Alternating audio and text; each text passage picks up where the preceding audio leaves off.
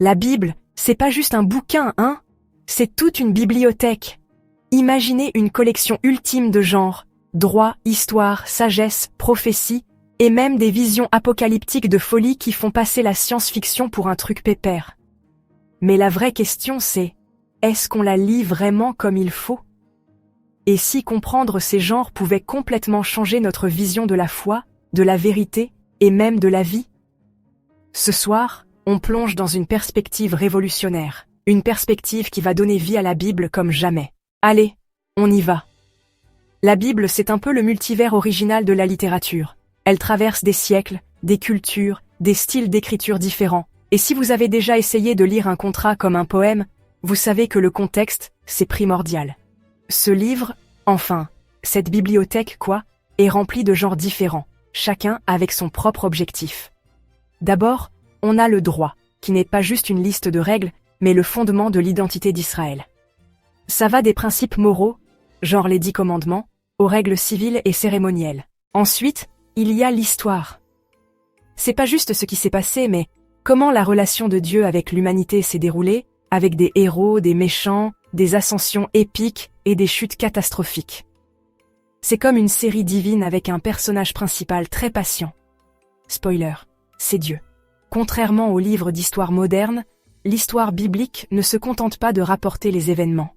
Elle les interprète d'un point de vue théologique, en montrant comment Dieu a agi en coulisses.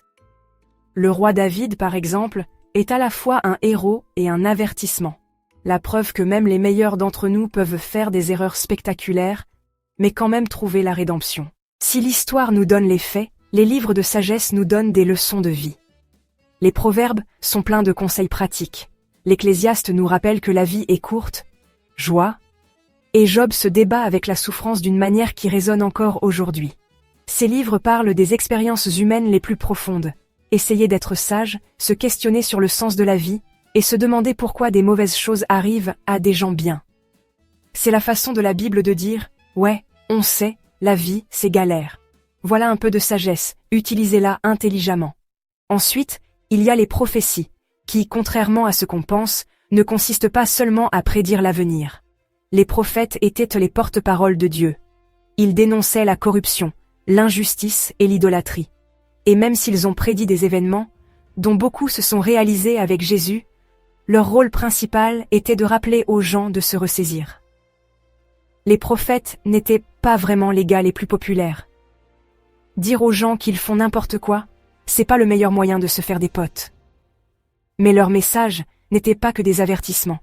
Ils portaient aussi l'espoir, en indiquant le plan de Dieu pour restaurer ce qui était brisé. En parlant de restauration, voici les évangiles.